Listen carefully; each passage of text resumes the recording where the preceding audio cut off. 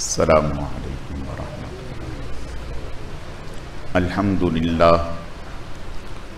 الحمد للہ نحمده ونستعینه ونستغفره ونؤمن به ونتوکل علیہ ونعوذ باللہ من شرور انفسنا ومن سیئات اعمالنا من يهده اللہ فلا مضل له ومن يضلله فلا هادی له۔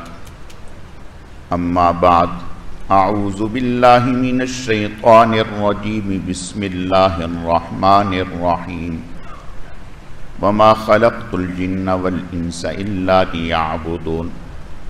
وقال اللہ تبارک وتعالی فی مقام آخر، قل اطیعوا اللہ والرسول۔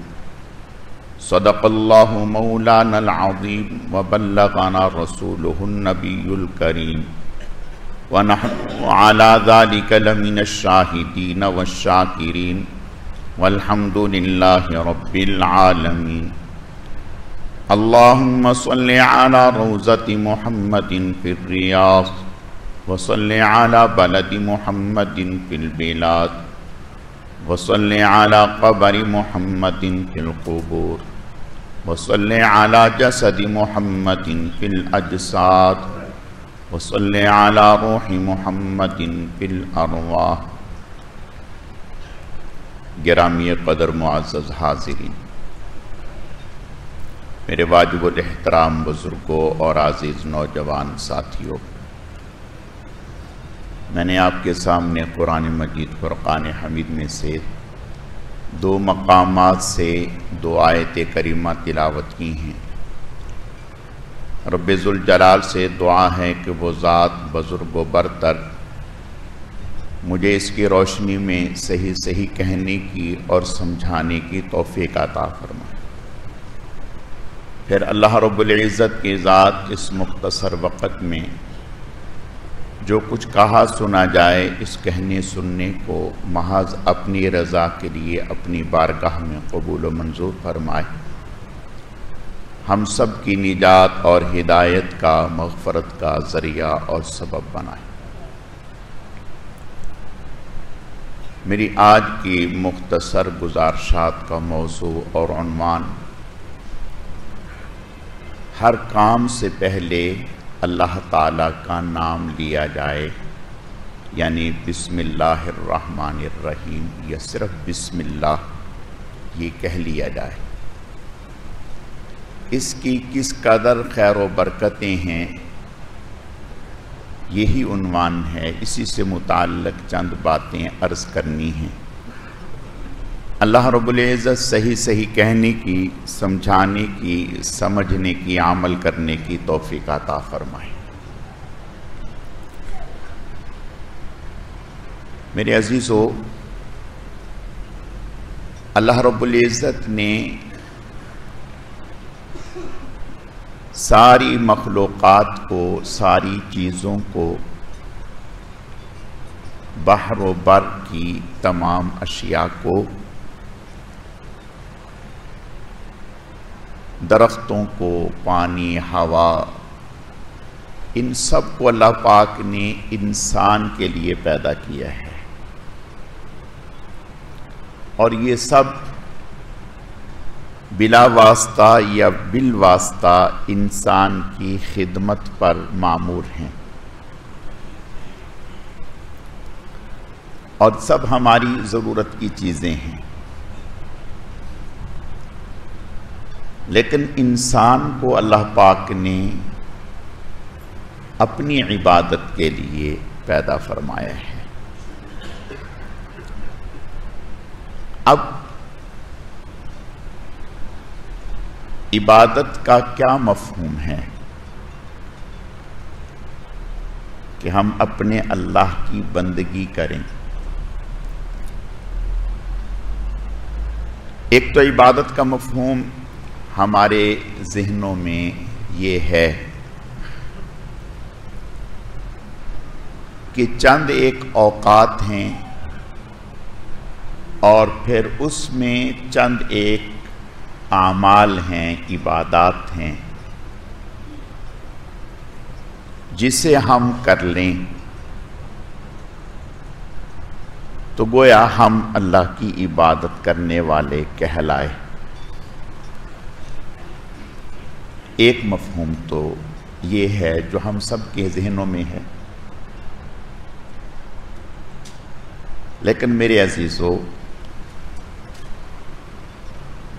اتنا ہی مفہوم کافی نہیں، بلکہ عبادت کے معنی بندگی کے ہیں، اپنے اللہ کی بندگی کی جائے۔ بندگی کہتے ہیں کہ ہر کام کو کرنے سے پہلے اپنے مولا کی، اپنے آقا کی، اپنے پیدا کرنے والے خالق و مالک کی رضا کو پہچاننا کہ میرے اللہ کیا چاہتے ہیں، اور اللہ کی اس چاہت کو پورا کرنا، یہ ہے بندگی۔ اور اللہ یہ چاہتے ہیں کہ ہمارا نام ہمارے بندے کے ذہن و قلوب پر نقش ہو۔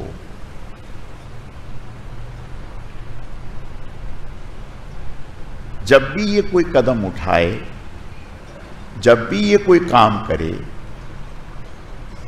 فوراً اپنے اللہ کے نام کے ساتھ کرے،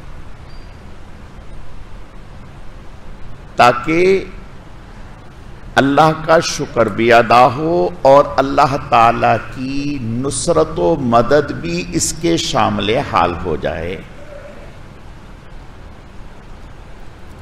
جب یہ اللہ کا نام لے گا اور اللہ کا نام لے کر کے کوئی کام کرے گا تو اس کا شکر بھی ادا ہوگا، اور زبان سے، دل سے یہ گواہی بھی دے گا کہ میرے اللہ ہی بڑے ہیں، میں اسی کا محتاج ہوں۔ اور پھر اس کی مدد اور معاونت کے لیے اپنے آپ کو محتاج بھی جانے گا۔ مثلاً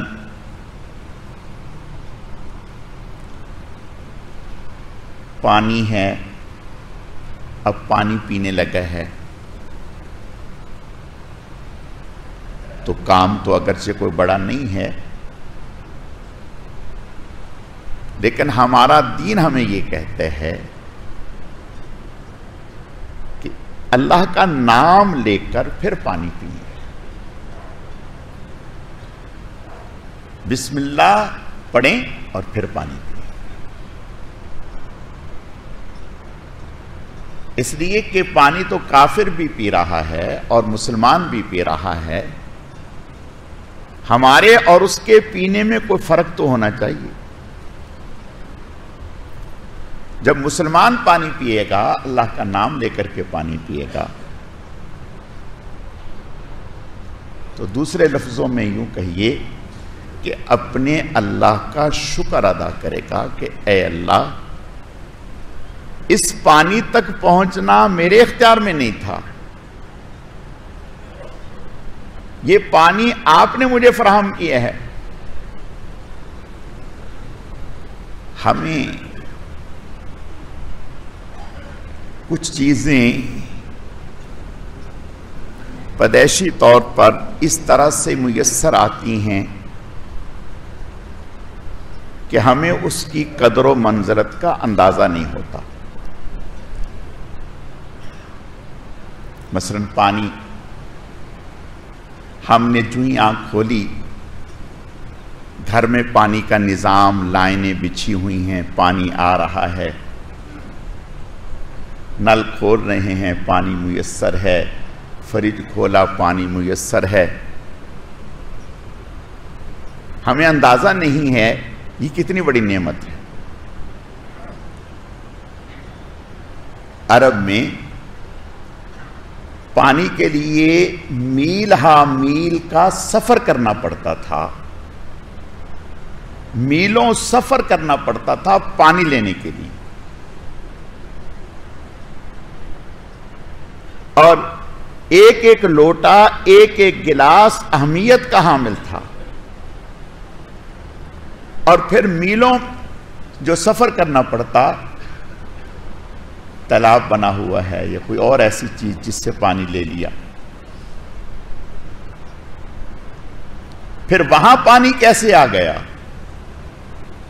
اللہ پاک نے اپنی قدرت کے ذریعے سے، یا تو بارش کے ذریعے سے، اللہ پاک نے یہ زمین کے ذریعے سے، تو گویا پانی تک رسائی اللہ کی رحمت سے ہوئی ہے، ورنہ ہمارے اختیار میں نہ تھا۔ اور پھر پانی اندر پہنچ کر صحیح فائدہ پہنچائے، اس کی افادیت حاصل ہو، جہاں جہاں اس کی ضرورت ہے وہاں وہاں پہنچے۔ اگر بغیر ضرورت کے ادھر ادھر رک گیا، ٹھہر گیا، تو یہ پانی مصیبت میں ہو گیا، اور اگر پانی پیا ہوا خارج نہ ہوا تو مصیبت ہو گیا۔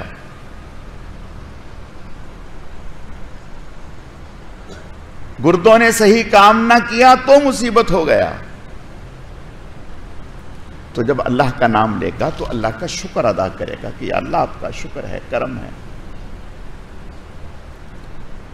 تو آپ صلی اللہ علیہ وسلم نے تعلیم دی، ہمارا دین ہمیں یہ کہتا ہے کہ اللہ کا نام تمہارے ذہن و قلوب پر ہونا چاہیے۔ نبوت اور رسالت سے اونچا کون سا منصب ہے؟ آپ پر جو پہلی وحی آئی، پہلی وحی، جس وحی سے آپ کو نبوت اور رسالت کے لیے چن لیا گیا، جس سے اظہار ہو گیا کہ آپ آخری نبی ہیں، اس پہلی وحی میں اللہ یہ تعلیم دے رہے ہیں، اقرأ بسم ربک الذی خلق، پڑھیے اپنے رب کے نام کے ساتھ۔ جانور ہے، میں اور آپ ذبح کرتے ہیں، اگر بسم اللہ اللہ اکبر نہ کہیں تو کیا پھر خون نہیں نکلے گا؟ پھر رگیں نہیں کٹیں گی؟ خون تو پھر بھی نکل رہا ہے، رگیں تو پھر بھی کٹ رہی ہیں۔ جیسے میں اور آپ ذبح کر رہے ہیں ویسے ہی کافر بھی ذبح کر رہا ہے۔ میرا اور آپ کا ذبیحہ کیوں حلال، اس کا کیوں حرام؟ اور پھر میرا اور آپ کا بھائی جو جانور کو ذبح کر رہا ہے، ہم اسے کہہ رہے ہیں بسم اللہ پڑھو بھائی، بسم اللہ اللہ اکبر پڑھو، وہ کہہ رہا میں نہیں پڑھ رہا، میں تو بغیر بسم اللہ کے پڑھوں گا۔ آپ کوئی بھی کھانے کے لیے تیار نہیں، سب کہتے ہیں کہ یہ ویسے ہی مردار ہو گیا، جیسے طبی موت سے جانور مردار ہو جاتا ہے، اب اس کا کھانا حرام ہے، جائز نہیں۔ وہ کہتا ہے کیوں بھائی، نسیں تو ساری کٹی ہیں، خون بھی بہا ہے، کیوں جائز نہیں؟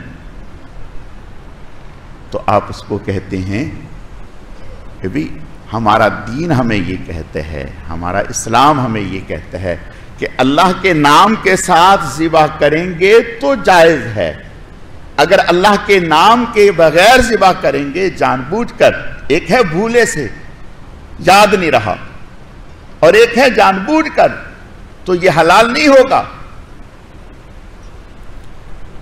یہ انسان کو، مسلمان کو ایک دعوت فکر دی جا رہی ہے کہ آپ کو کس نے حق دیے ہے، جیسے آپ جاندار ہیں وہ جانور بھی جاندار ہے، جیسے آپ کو اپنی جان پیاری ہے، بکری، گائے، اونٹ، انہیں بھی اپنی جان پیاری ہے، جیسے آپ مرنا پسند نہیں کرتے، آپ کو تکلیف کا احساس ہوتا ہے، انہیں بھی تکلیف کا احساس ہوتا ہے۔ آپ جو اس کی گردن پہ چھری چلا رہے ہیں، یہ حق کس نے دیے ہے؟ یہ اللہ نے حق دیے ہے اور اس کے حق کا اعتراف کرتے ہوئے اگر کریں گے تو ٹھیک ہے. اور وہ کیا ہے؟ بسم اللہ، اللہ اکبر، اللہ کے نام کے ساتھ. آپ صلی اللہ علیہ وسلم کا ارشاد ہے،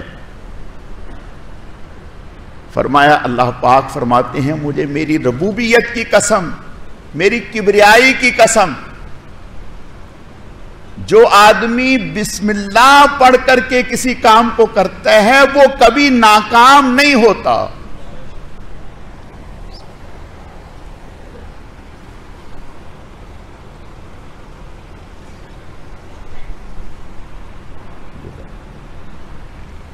وہ کبھی ناکام نہیں ہوتا، کامیابی مقدر ہے. اور آپ صلی اللہ علیہ وسلم نے ارشاد فرمایا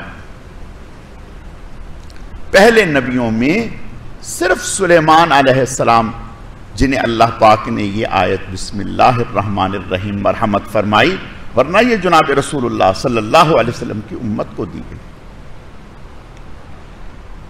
قرآن پاک کے بعد قرآن پاک میں آپ دیکھیں کوئی اور آیت لا کر کے دکھائیں جس کا اس قدر اہتمام کیا گیا ہو. کوئی آیت، 6666 آیتیں ہیں، کوئی آیت دکھائیں جس کا اس قدر اہتمام کیا گیا ہو، اتنا بار بار اس کو ذکر کیا گیا ہو. آپ ہر سورت شروع کرتے ہیں بسم اللہ الرحمن الرحیم پڑھتے ہیں، ہر سورت شروع کرتے ہیں بسم اللہ الرحمن الرحیم پڑھتے ہیں، کوئی نماز پڑھتے ہیں بسم اللہ الرحمن الرحیم پڑھتے ہیں، سورت سے نہ صحیح درمیان سے تلاوت شروع کرتے ہیں بسم اللہ الرحمن الرحیم پڑھتے ہیں. کوئی تو وجہ ہے کہ اس خاص آیت میں بسم اللہ الرحمن الرحیم میں اللہ نے کیا خیر و برکتیں دنیا اور آخرت کی رکھی ہیں کہ ہر سورت کے شروع سے جب بھی تلاوت کریں بسم اللہ پڑھیں، کوئی نماز پڑھیں بسم اللہ پڑھیں، کوئی کام کریں بسم اللہ پڑھیں. آپ صلی اللہ علیہ وسلم نے ارشاد فرمایا گھر میں داخل ہوں بسم اللہ پڑھیں، گھر سے نکلیں بسم اللہ پڑھیں،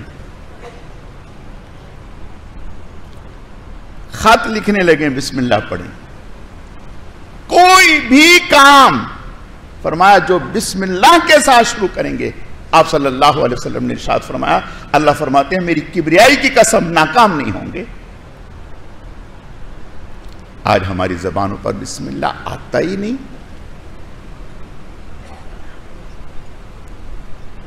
آپ صلی اللہ علیہ وسلم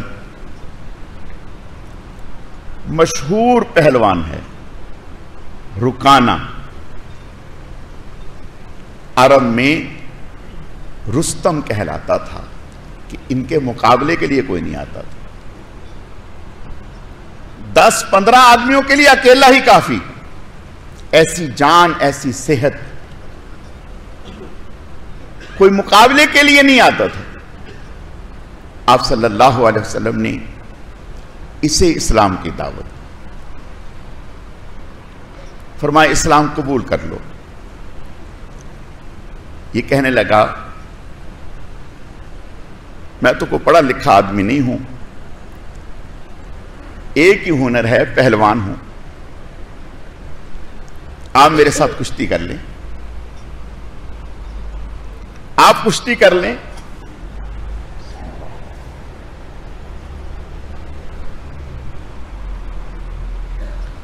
اگر اس کشتی میں آپ جیت جائیں تو میں اسلام قبول کر لوں گا.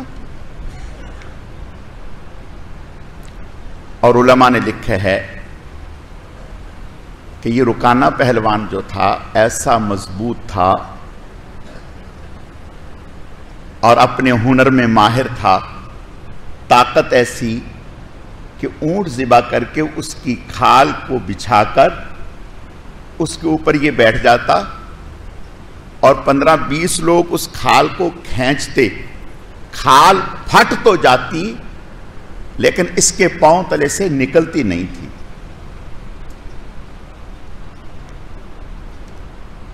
آپ صلی اللہ علیہ وسلم نے ارشاد فرمایا ٹھیک ہے میں تیار ہوں، اب یہ تیاری کر کے میدان میں آ گیا. آپ صلی اللہ علیہ وسلم بسم اللہ پڑھ کر آپ میدان میں اترے. بس چند ہی لمحوں میں آپ نے ایسے اوپر اٹھا لیا جیسے چڑیا کو کوئی ہاتھ میں اٹھا کے یوں اٹھا لے, اور نہایت پیار کے ساتھ آپ نے اس کو نیچے لٹایا اور سینے پر بیٹھ گئے. اب یہ رکانہ پہلوان جو رستم زماں کہلاتا کہنے لگا مجھے یقین نہیں آ رہا, مجھے یقین نہیں آ رہا کہ میں نیچے پچھڑ گیا ہوں اور آپ نے مجھے پچھاڑ دی ہے. نہیں, دوبارہ آپ نے فرمایا کوئی بات نہیں. پھر بسم اللہ پڑھ کر دوبارہ سے دو ہاتھ کیے, پھر یوں اٹھایا اور نہایت پیار سے نیچے لٹا دیا اور اوپر بیٹھ گئے. کہنے لگا ایک موقع اور. آپ نے فرمایا ٹھیک ہے. تیسری مرتبہ پھر آپ نے اٹھایا اور اچھے طریقے سے گھمایا اور پھر نیچے لٹا دیا, اوپر بیٹھ گئے. فرمایا رکانا اب تو پورا ہو گیا. کہنے لگا کہ بات یہ ہے کہ تمہارے جسم کی یہ طاقت نہیں ہے, تمہارے جسم کی طاقت نہیں ہے, تمہارے اندر کوئی اور طاقت ہے. آپ نے فرمایا میں جسم کی دعوت ہی نہیں دے رہا, میں تو اس کی دعوت دے رہا ہوں جو اندر میں ہے. میں تو جسم کی دعوت ہی نہیں دے رہا, میں یہ کوئی کہہ رہا ہوں میرے جسم کو مانو. میں تو وہ کہہ رہا ہوں کہ جو میرے اندر میں اللہ نے رکھا ہے, نبوت کا نور رکھا ہے, اسلام کا نور رکھا ہے, میں تو اس کی دعوت دے رہا ہوں. کہا کہ تمہارے اندر اتنی طاقت نہیں کہ مجھے اس طرح سے اٹھا دو کہ جیسے چوزے کو اٹھایا جاتا ہے. تو میرے عزیزو, امام بخاری رحمت اللہ علیہ قرآن پاک کے بعد سب سے زیادہ صحیح ترین کتاب, جس قدر امام بخاری رحمہ اللہ نے بسم اللہ کا بخاری شریف میں اہتمام کیا ہے کسی اور نے نہیں کیا. 132 مرتبہ امام بخاری رحمت اللہ علیہ بخاری شریف میں بسم اللہ الرحمن الرحیم لے کے آئے ہیں. 132 مرتبہ. آپ صلی اللہ علیہ وسلم کا ارشاد ہے, فرمایا جب کوئی آدمی گھر میں داخل ہوا اور بسم اللہ پڑھ کر کے داخل ہوا تو شیطان کا دروازہ بند ہو جاتا ہے. شیطان کہتا ہے اب ہمارا اس گھر میں کوئی داخلہ نہیں. اور آپ بتائیں ہمارے گھروں میں فسادات, جھگڑے, لڑائیں, بہت سارے لوگ پیسے رکھے ہیں, کوئی نہیں ہے گھر میں, ادھر ادھر ہو گئے. آپ نے فرمایا بسم اللہ الرحمن الرحیم پڑھ کر کے تالا لگا دو, مجال ہے شیطان کی کہ وہ پیسے اٹھا لے. فرمایا کہ بسم اللہ پڑھ دی, شیطان کا داخلہ بند, اور شیطان کہتے ہیں کہ اب اس گھر میں ہمارا داخلہ نہیں ہے. اور آپ نے ارشاد فرمایا بسم اللہ الرحمن الرحیم پڑھ کے کھانا کھایا تو شیطان کہتے ہیں نہ رہنے کی جگہ ملی نہ کھانے کی جگہ ملی, کھانا بھی نہیں. تو میرے عزیزو, آپ نے ارشاد فرمایا بسم اللہ پڑھ کر کے واش روم میں جا رہا ہے تو اللہ غیب سے پردہ ڈال دیتے ہیں. اب شیطان اس کے ننگیز کو نہیں دیکھ سکتا, اس کے سطر کو شیطان نہیں دیکھ سکتا. تو دین ہمارا یہ چاہتا ہے کوئی کام بھی, گاڑی میں بیٹھنے لگیں, دروازہ کھولنے لگیں, بسم اللہ, اللہ تیرے نام کے ساتھ. میں اس قابل نہ تھا, آپ نے یہ نعمت مجھے عطا کی, یہ آپ کا کرم ہے. دکان کے لیے گھر سے جانے لگے, کر کے تو دیکھیں کیا جاتا ہے. دکان کے لیے گھر سے جانے نکلیں, آفس میں جانے کے لیے نکلیں, اے اللہ میرے بس میں نہیں, میرے بس میں نہیں. دکان سے کمائی آنا, اس دکان سے کمائی بھی آ سکتی ہے, نقصان بھی آ سکتا ہے, فائدہ بھی آ سکتا ہے, نقصان بھی آ سکتا ہے. یا اللہ میں آپ کے نام کے ساتھ اور آپ کی ذات پر بھروسہ کر کے جا رہا ہوں، آپ ہی اس سے میرے لیے خیر مقدر فرما دیجیے۔ یا اللہ اس سواری کو میرے لیے نافع بنا دیجیے، اس کاروبار کو میرے لیے نافع بنا دیجیے۔ جا کر کے تو دیکھیں۔ تو میرے عزیزو، آپ صلی اللہ علیہ وسلم کی تعلیمات کو اختیار کرتے ہوئے زندگی گزاریں گے، اور دین ہمارا یہ چاہتا ہے، صرف دین ہمارا یہ چاہتا ہے اللہ کا نام ہمارے دل اور زبان، ذہن و قلوب پر نقش ہو جائے۔ صرف نام ہی نہیں، اس کی پہچان نقش ہو جائے۔ ہر قدم جو ہماری زندگی کا اٹھے، پہلے اللہ کی مرضی کو پہچانے، ہمارے اللہ کیا چاہتے ہیں۔ اور جب زبانی اللہ کا نام لینے کی عادت ہو جائے گی تو پھر انشاءاللہ مولا کی رضا پہچاننے کی بھی اللہ ہمیں توفیق عطا فرما دے۔ اللہ تعالیٰ سمجھنے کی، عمل کرنے کی توفیق عطا فرمائے۔